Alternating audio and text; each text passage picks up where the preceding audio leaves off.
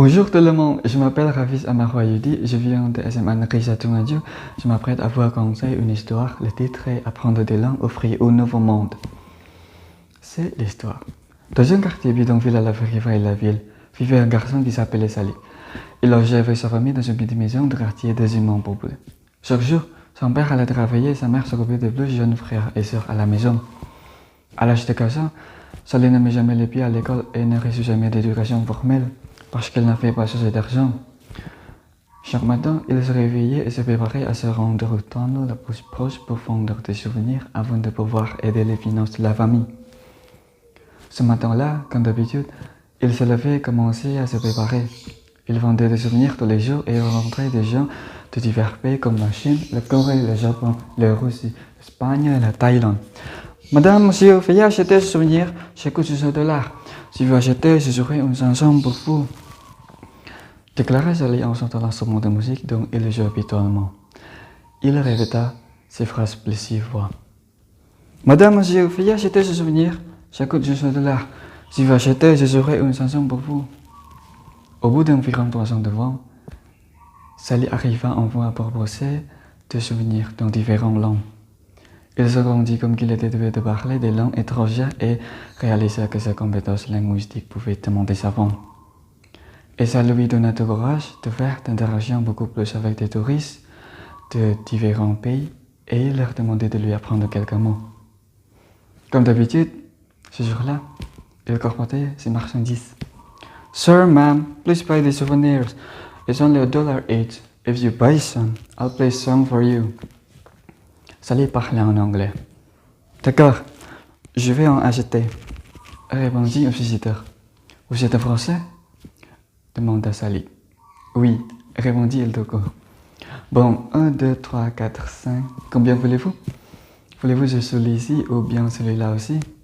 Sali parla en français avec plein de courage.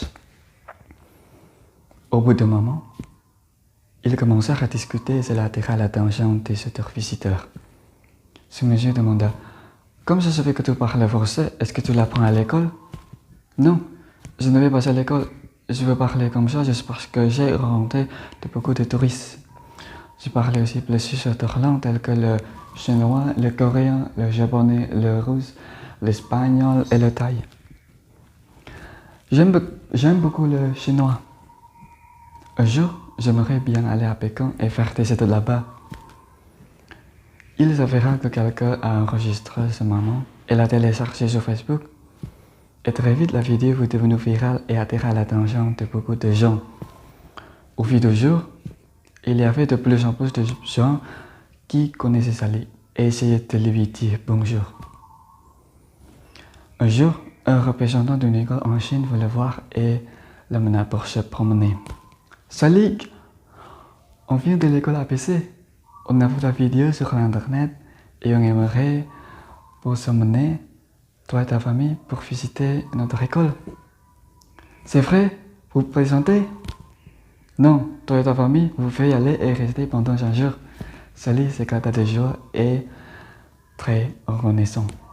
Enfin, il alla s'envoler vers le pays de ses rêves.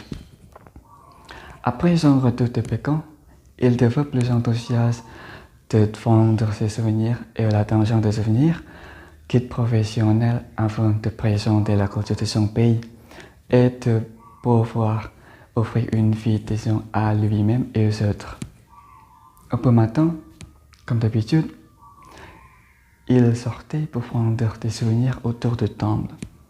Soudain, une voiture de luxe s'est approchée.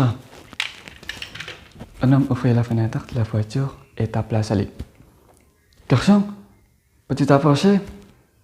Bien sûr, monsieur. Avez-vous besoin de souvenirs? Achetez-le. Ça coûte $1. Si vous achetez, je serai une chanson pour vous. Cet homme restant dans la voiture sourit et lui dit Garçon, pourquoi tu ne vas pas à l'école et tu te balades ici pour vendre tes souvenirs? Tu fais l'école buissonnière? Non, monsieur.